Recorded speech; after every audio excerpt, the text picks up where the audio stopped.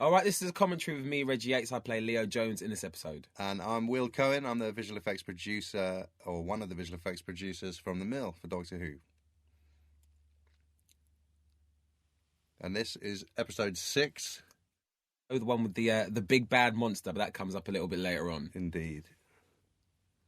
So, just to recap on what's going on, I think they've just left old New York from the 1930s. That sounds about right, yeah. They've come back to Martha's flat. Like the fact that Martha's got dirty knickers on the washing line as well. That seems about right. There's your family. I remember that we on-screen family. Well, yeah, we were all asked for baby pictures and stuff for Martha's flat, so I had to root through all of my old photo albums and pull out pictures of myself. I don't know if you can see them. I don't know. It might be on the pinboard behind David, or it might be for a later episode when we're actually at my mum's place. Behind David's head in the top left on that pinboard, there's a photo of Freema and a bunch of her friends at uni, and she's got the worst hair in the world in it. It's amazing. So I like the fact that the art department spare no detail. For making Doctor Who. Yeah.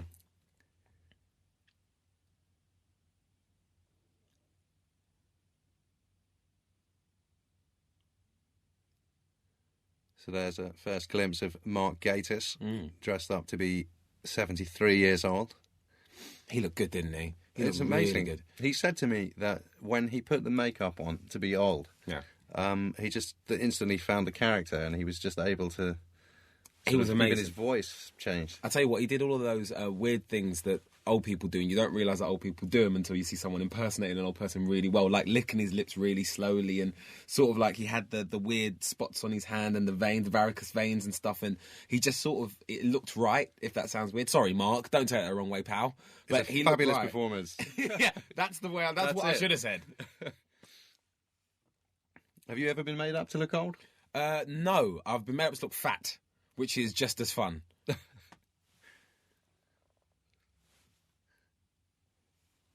We'll have to ask Russell to do an episode where you eat a lot of pies. I'll do that anyway. It's the first time I've seen Freema's, or should I say Martha's flat. I would have thought my sister wouldn't have been so psychedelic with her colour scheme. It's She's bright, hardly ever in. Say again? She's hardly ever in. Yeah. Oh, look, he's coming back.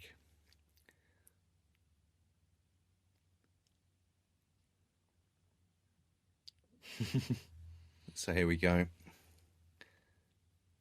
It's so weird watching the show and hearing the title sequence, knowing that I'm in it. It's the most surreal thing, because I remember being at primary school watching the show and hearing the music and trying to get me and trying to get my beans and my fish fingers in time to sit down and watch it.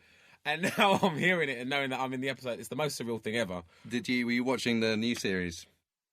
Yeah, I saw bits and pieces of the...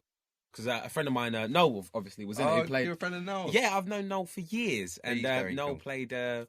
played Billy Rose's boyfriend in it. Yeah. And, it was really It's cool. got a lot of energy. Just a bit, yeah. And that freaked me out when I first saw the rushes of this with Mavis from Coronation Street. Yeah.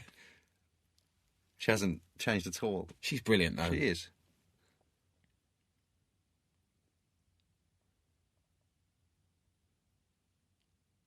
You see the jaw thing, the old people jaw thing. He's amazing. Here's your other sister. Good gene pool.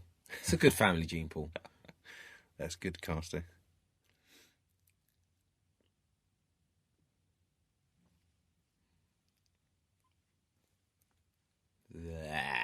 It's very hard when you do these not to get sucked into what's going on. It really is. He just made my skin crawl. That's horrible.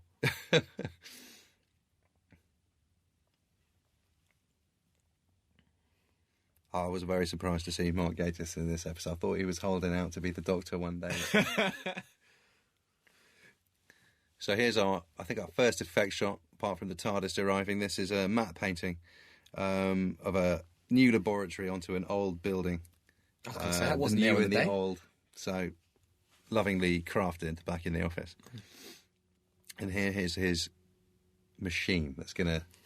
I actually remember this night. It was freezing outside, and this chunk of the episode was shot over a series of days because there was so much visual effects in it. It took quite a while to do. When did you shoot this episode? What time of year was it?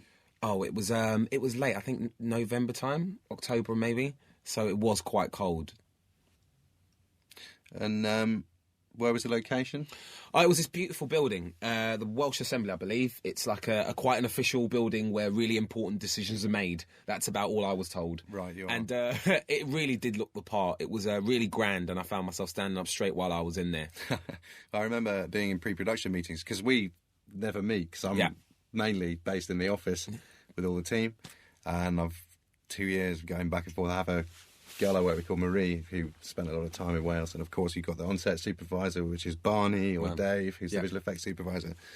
And I just remember being in the pre-production meeting for this episode, and Richard was looking for the locations. He was being very particular about where this laboratory would be set. Yeah. And I think it looks fab. It did look awesome with the new bit that you painted on top of the old building. Oh, here we come. Here's the family. You look very smart. Stop lying.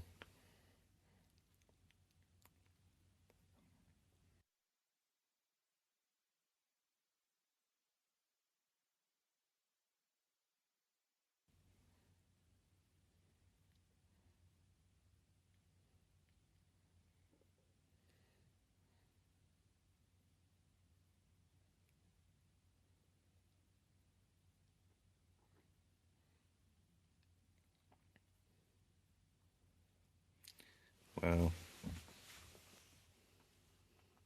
the awkward first meeting.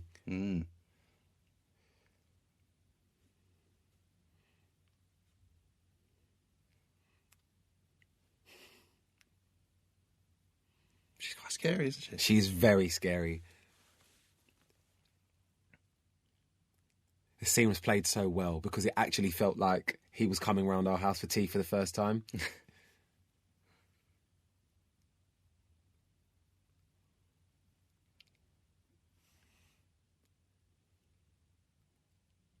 I've seen this shot in the trailer. It's great. Yeah. Even the dust on his shoulders is perfect. You can actually see dust the or dandruff. dandruff? Yeah, Brilliant. dandruff.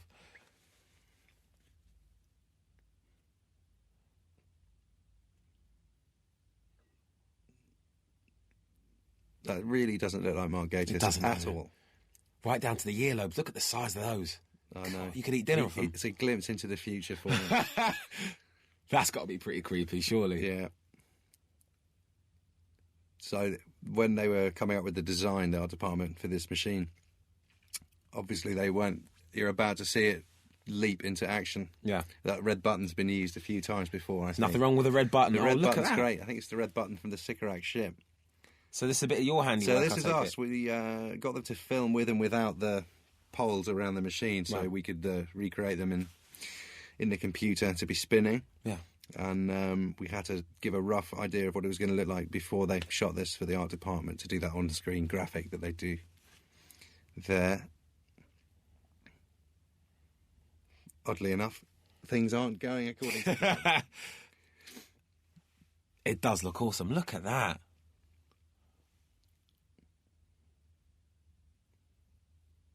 It's fun for the guys to work on stuff like this. Yeah. There's nothing wrong with a few buttons to press.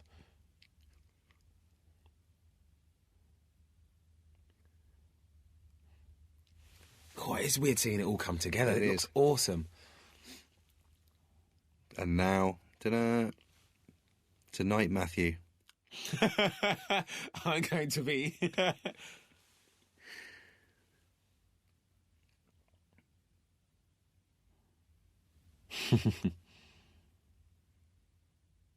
Brilliant. He is fantastic, Mark. We shared cabs on 3 or 4 occasions driving in, and I'm a massive fan of League of Gentlemen. Me too. I had to pretend to be really cool while I was in the cab with him on the way onto set. And he's such a nice bloke. And He is. at the screening of the first and second episodes of the series, he I was sitting there with a friend, and he went, "Oh, Reggie, how you doing?" And you know when you try and be cool about things and you just can't. I was like, "No, Mark, hi." And actually embarrassed myself. But yeah, he's such a top bloke. He is. He came into the mill to do with this episode, which I'll explain when we get there. But there's a lot of fans of League of Gentlemen there, all trying to be cool.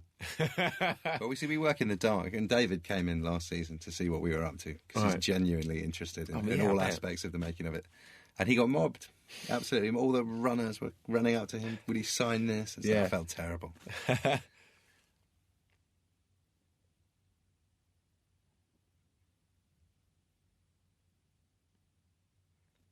When we read the script for this, because in a minute, but obviously don't want to spoil this for anybody, but, oh, look, see, everything hasn't gone according to plan there. And in a minute, he's going to turn into a monster. Okay. And we wanted to keep a bit of Mark Gatiss's physiology. Right. Physiognomy? I don't know what the word is. We want to keep a bit of Mark Gatiss in the creature. And he came into the mill and we photographed his face extensively to try and work that in to the creature that you'll see shortly. So you could try and keep the connection that it was still him. So there are two versions of the creature, one with elements of him and one without. There was a couple of designs floating around. One of them had very much his face as a sketch.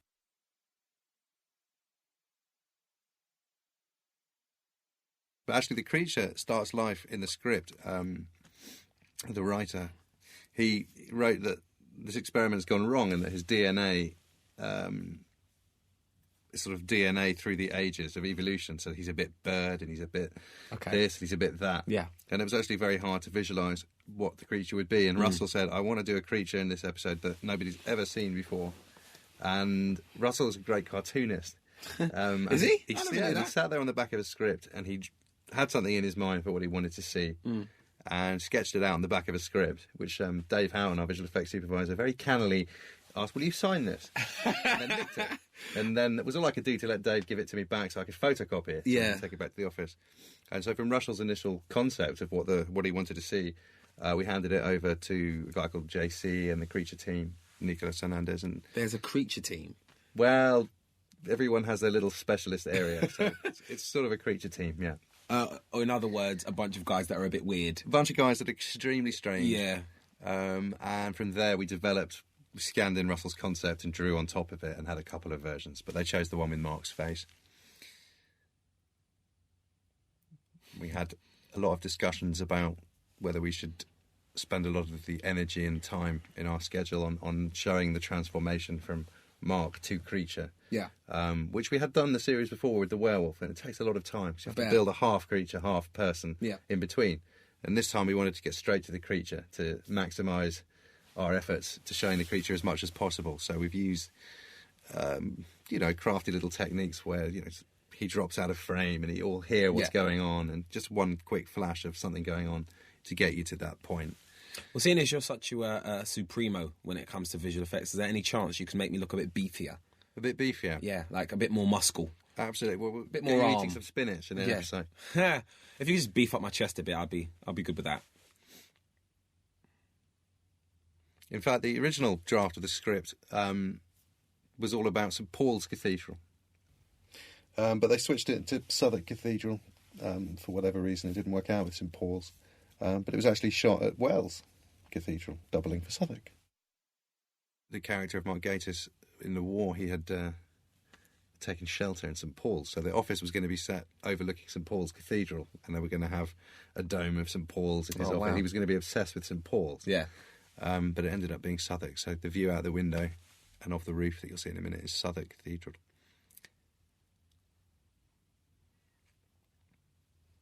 Is his media specs there, David? The Jarvis Cocker Doctor. We don't see the glasses much during the series, Doctor Who, do we? They only come out every now and again. Yeah, I'm not sure if he's meant to be, that he actually needs them, or whether...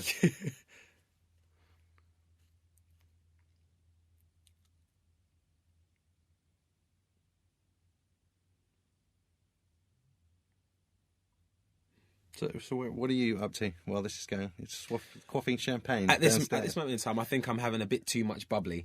Or on the day, ginger ale. It was, I believe.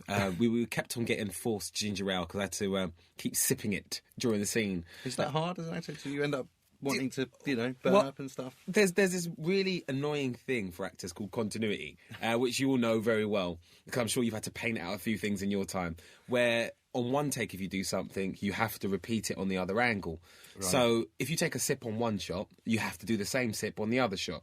And if you're doing a shot as big as we're about to see with several angles, you have to do a sip and then do a sip again and do a sip again. So in between takes, you've got a guy who comes over with some ginger beer and refills your glass. So by take 5 or whatever it is, you're actually sick of ginger beer, you hate glasses, and you want to punch the guy in the nose. But, as ever, you have to just grin and bear it and drink that ginger beer. His performance is great. It's and the sound is always 50% of the job anyway, whatever you're doing.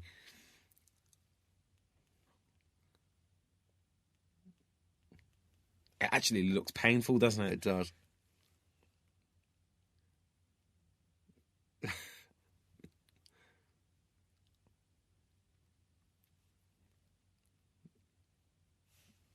Oop.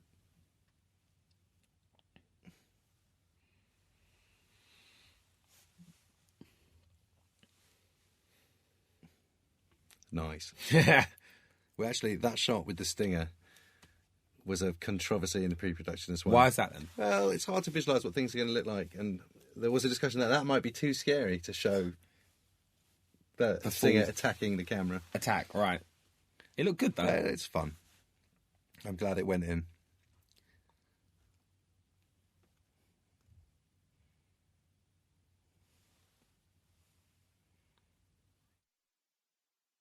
Well, he's ruined his dinner suit.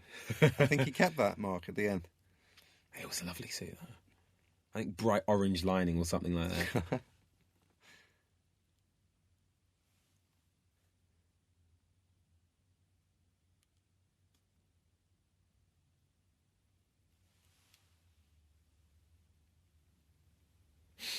Wonderful.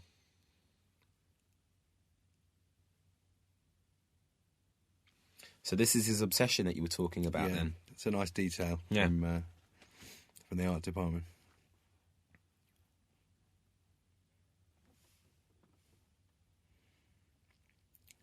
There's a husk. Is that a technical term for it then? Yes, or skeleton. The husk. The husk.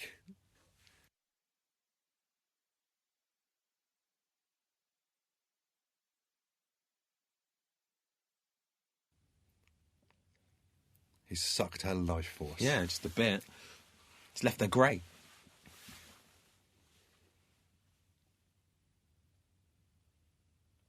So how many times have you seen this episode then? Because I guess you've had to... seen...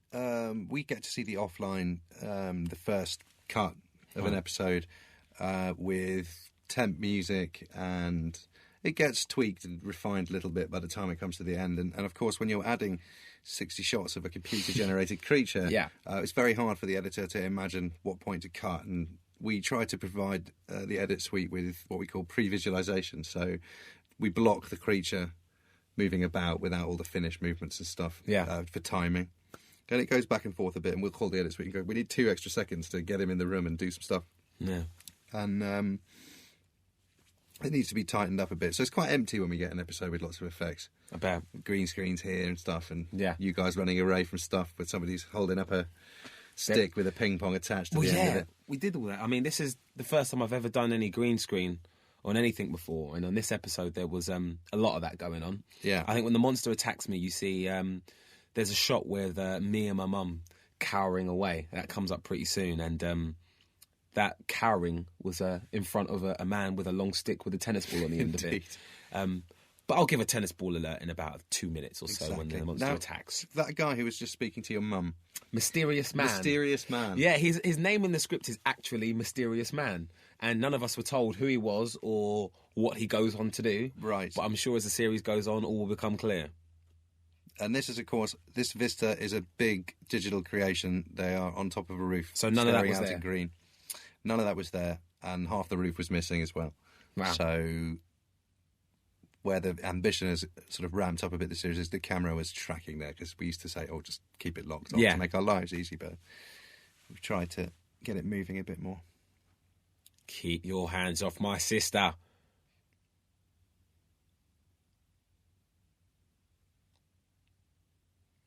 Then we asked them to shoot against the roof so that we don't have to put the background in every shot. Yeah.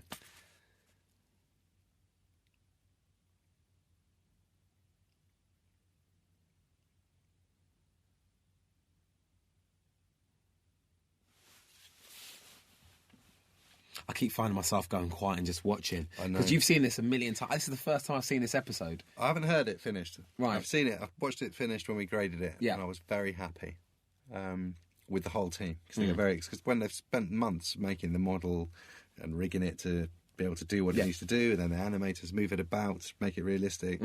And everyone puts such a large amount of time and effort into it that they run downstairs to see it all finished and graded, and it was like a popcorn 45 minutes in our little projection room. I bet. It's great.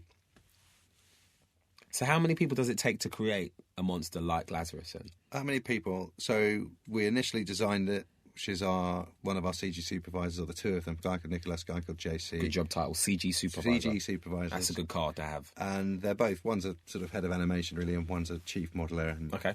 They worked on it together. So we come up with a concept. Russell then approves that.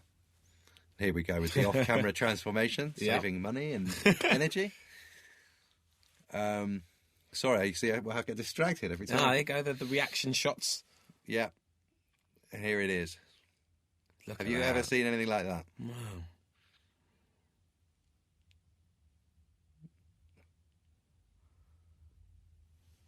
So you play with size and things like that. But anyway, and then a guy has to model it, and that can take 5 or 6 weeks to model it and paint all the textures onto the model. And then another guy in the meantime is building a rig, which means you can articulate the monster. Yeah.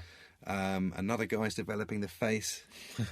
It's the whole factory of people doing that. Yeah. And then the animators animate it in 60 shots. I think they were doing about 12 shots each, so it's about 5-6 people animating it.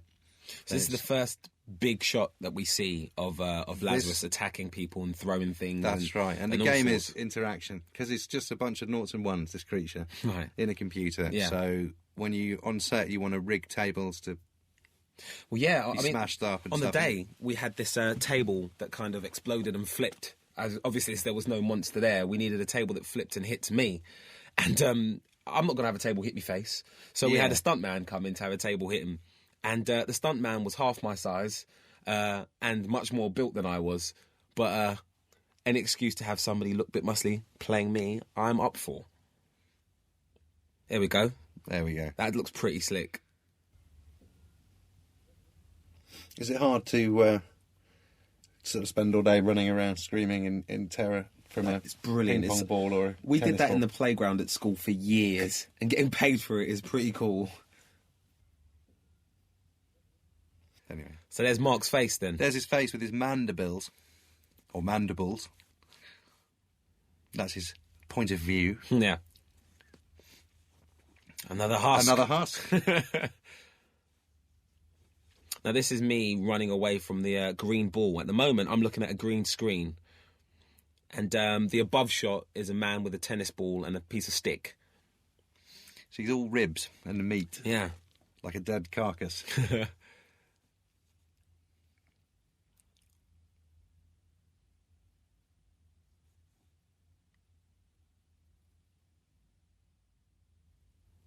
We had the breath thing, which didn't look very good.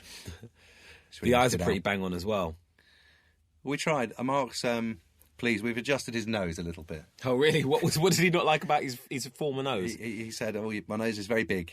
So you gave him a nose job? We gave him a nose job. And in this shot, they shot in an actual corridor. And Richard Clark, the director, was very keen. He wanted to follow the creature as it went up on the ceiling. Right. Which is actually a really hard shot to time. Yeah. Because it looks very artificial unless you time it perfectly slightly behind so that you are following the creature, not anticipating the movement of it. Yeah. But actually the creature was too big to get into the corridor of the shot, so we had to rebuild it again, the whole environment in the computer to make it a bit bigger so the creature could actually run down it, which was us stitching each other up again. But for us, I mean, this is one of my favourite of the 45-minute single episodes, because it's essentially a chase creature story. But it's a very balanced story in 3 definitive acts. So you have the first act that sets it up, and the middle bit where we're in now. The action. And then just as the second act ends, it's almost like the ending, and it ramps up for a big tie-up add-on at the end. Well, the thing that everybody seems to be saying about this series, or season, or however you want to call it, of Doctor Who, is that every episode feels like a mini-movie. And every episode, it feels as big as a mini-movie. That must have taken forever, what with all the shadows and stuff on him. Yeah, and then also we decided we'd let him speak at one point, so that's his moment. Yeah. To have some words.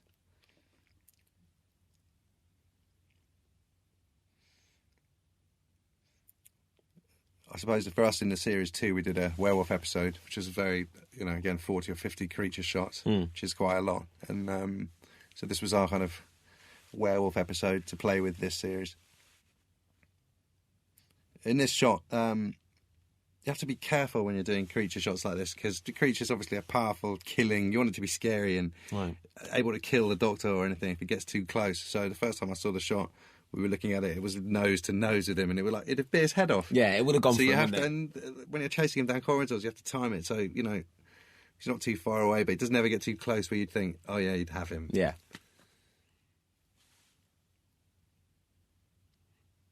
Bit of family drama. It's quite a cool thing about the Jones family that they're not all happy families. Like in the first episode, you actually see the dad with his new young fit girlfriend, and the mum who's a bit bitter, and the family politics that do go on. And I think we get away with it. I think it kind of works, and it does feel very believable that we are a family. Yeah, it is. It's a really nice family. Mm.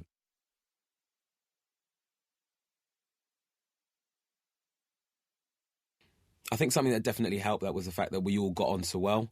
What with Freema and Ajwa and Gugu and myself, we spent quite a lot of time together on set. And I think that definitely helps in making it a bit more believable, because you actually find that you give a damn about each other and you have fun together as well. And it shows that there is some sort of relationship on screen too. Did they send you out for dinner together? Or unfortunately not. On the set no, we shared cheese. We ate a lot of cheese on set and read papers together. Now, this looks like a big shot here. It's difficult because you've got to, all the little stuff has to be drawn around so you can fit the creature behind. And here's a big hero moment with an explosion. Phil Collinson, the series producer, was asking us, is there any elements we've shot with an explosion?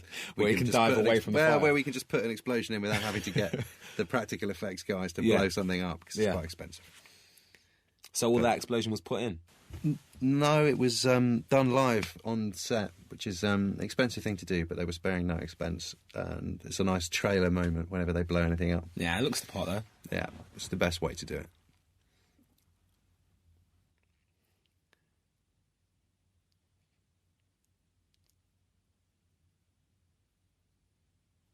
He's that mysterious man again. Yeah.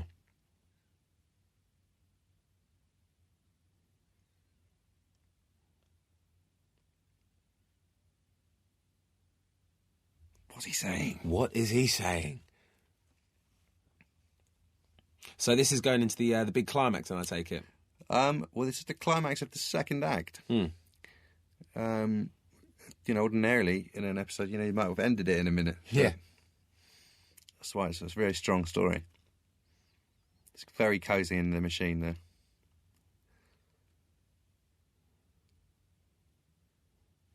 So one question that I get asked all the time is Martha and the Doctor ever going to get together? Yeah. Would you like to see them get together, or do you think that would ruin it? Will ruin it. Do you remember a series called Moonlighting? Was that Bruce Willis? Yeah, and Sybil Shepherd. Yeah. I'm showing my age now. Here we go. I faintly remember seeing that. I'm 200 years old. And there was a series called Moonlighting. They had the sexual tension building up between Sybil Shepherd, Bruce Willis. Yeah. But they got together. It was all over. Yeah, it didn't work.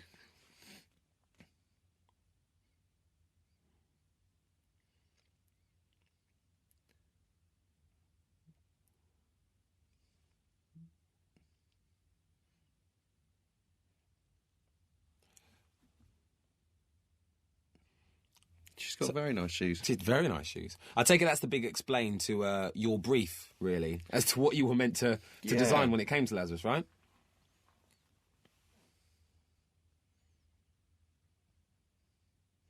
Here we go. So they're going to... He's going to reverse the polarity now. Is that what you call it? Is that the technical term? That's what he's doing, yeah. Okay, reversing the polarity. Noted. Which means... It's a bit of a scorpion tail on the old Lazarus there, isn't it? Scorpion-like. And there's the polarity reversed. Okay. Could you explain what that means? What's the polarity reversing thing? The polarity reversal is when you reverse the polarity. It's something that the Doctor does every now and again. I think he's reversed the polarity before, but I think you've got to be a true fan to remember, and also probably about 50 to remember when he's done that. It's a big sci-fi term, reversing the polarity. Okay. Now, I wasn't actually here when this scene was shot. You may know, is Mark actually naked at this point? I'm sure Mark, knowing him as vaguely as I do, I'm sure he wouldn't mind, but I'm sure he's probably wearing a modesty garment. Right. I think there was a bit of buttock in the initial shot. So now he's going into what I call the Daniel Craig mode of how to wear a dinner suit. Yeah. It's very, very, very 2006, 2007. Top button undone.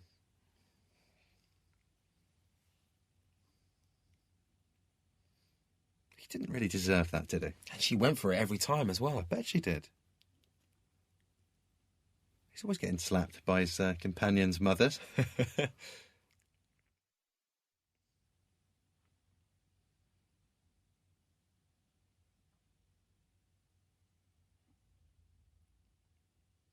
And just when you thought couldn't get any more, it keeps going. It keeps going. We're moving on to the big third act finale.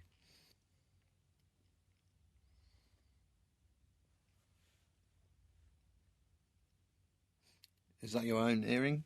It is. Art department. It's that's my own. That's classic Reggie / Leo wear.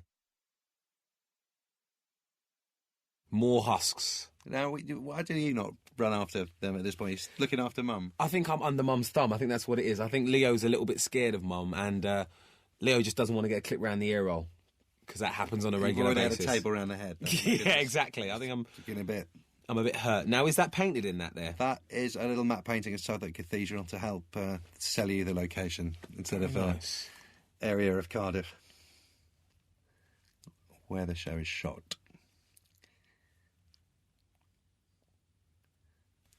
There's something about that shot that says that he's been practicing that all of his life. Indeed. Holding the sonic screwdriver. It's very Bond-esque, isn't it? It's brilliant. So this, I believe, is Wells Cathedral. Right. Were you at Wells Cathedral that night? I wasn't there, no, because it's all split up over so many days. I wasn't there on this day, I don't think. But it all goes mad from here. What do you do then if you're in the middle of shooting and you're not needed for a day? Well, if you're not needed for a day, because I actually live in London and it's shot in Cardiff, you normally head home. Right. And they film bits in chunks. So you're there for a little while, you're there for 3 or 4 days while things are being shot. And these were all night shoots, so these really messed with everyone quite a bit. Yeah. So you'd start filming at 7 p.m. and finish at like 4 or 5 in the morning. That's very bad for your social life. Just a little bit, yeah. Your head was all over the place.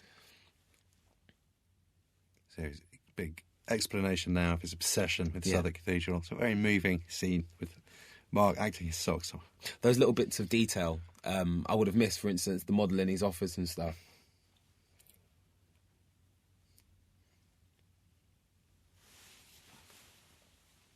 Sorry, this is another one of those scenes where you just want to watch start getting drawn in again.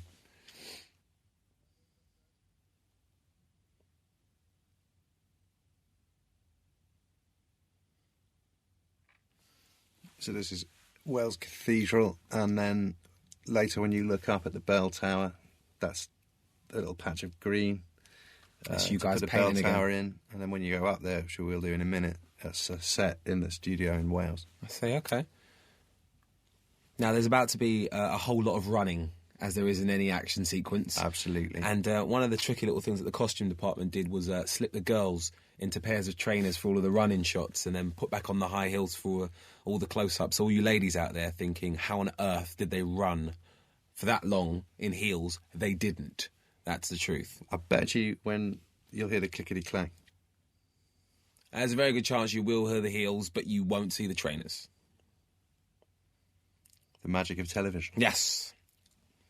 The magic of the costume department. Like... And in true television terms, he's about to give his plan away 2 feet away from Lazarus. But Lazarus isn't going to hear him because he's too busy, racked with pain.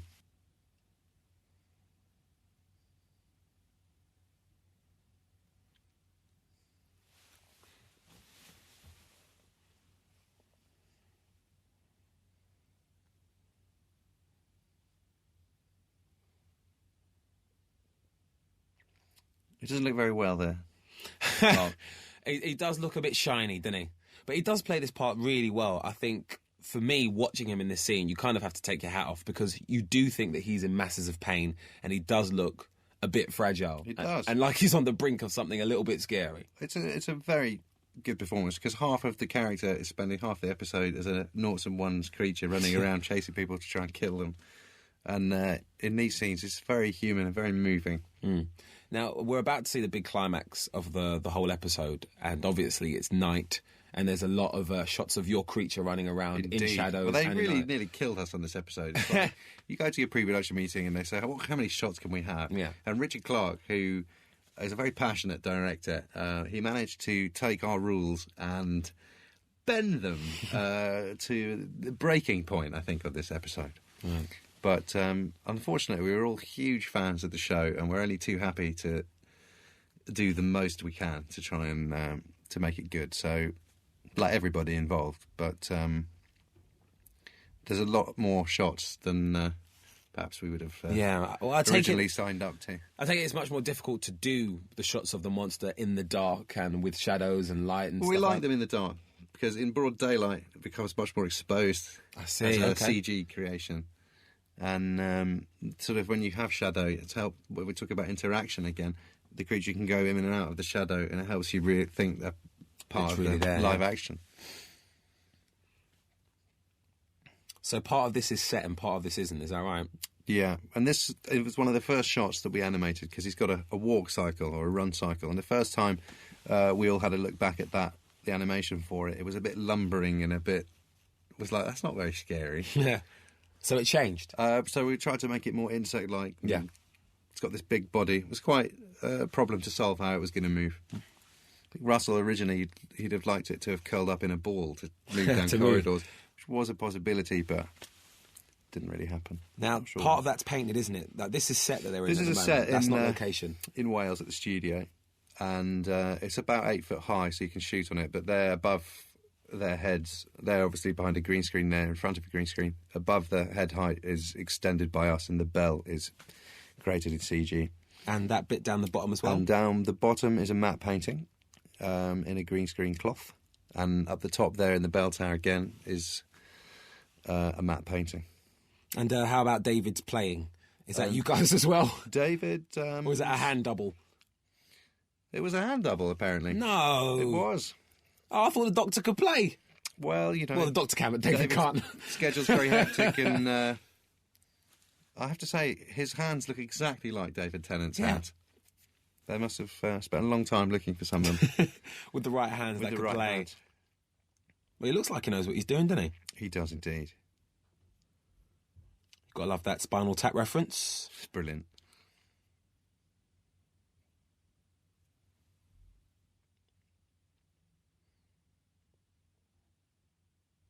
And double chugging away there.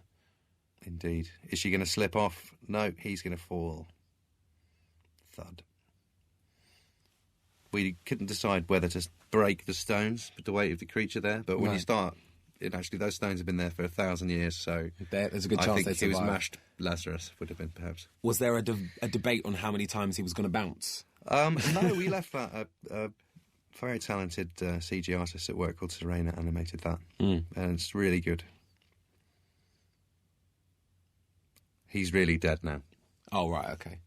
We're going to get a chance to see naked Mark unless he's going to come back again.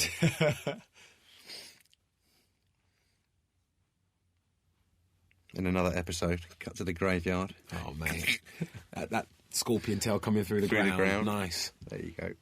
I'm sure Mark would love for Professor Lazarus to be reborn again. To bring him back. Hopefully with an ambulance cloth on again. He could come back in another series. It's very strategically positioned there, the Doctor. Yeah. It's a good thing he's sitting there. It could have been quite embarrassing for Nans watching at home.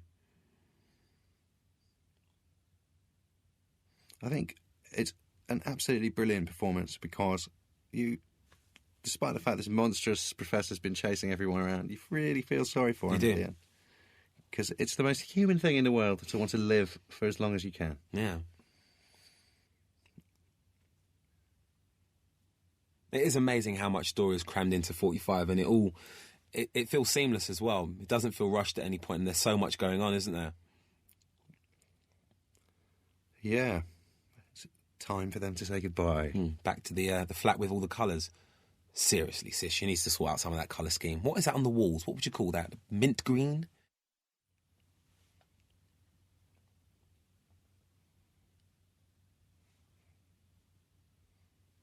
She doesn't mean it.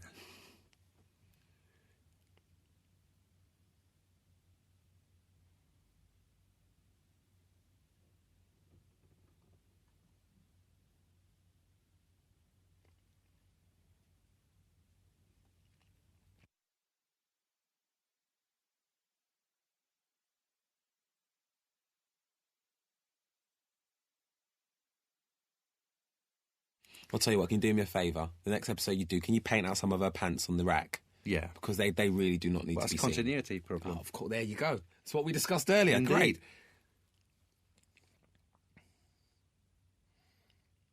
It's interesting because I don't think she scoops any of them up to take with her on her next trip. But there's a huge wardrobe room in the TARDIS.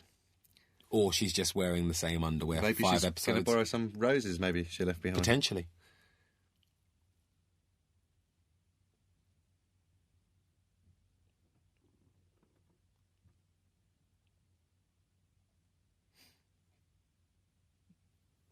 That's the end.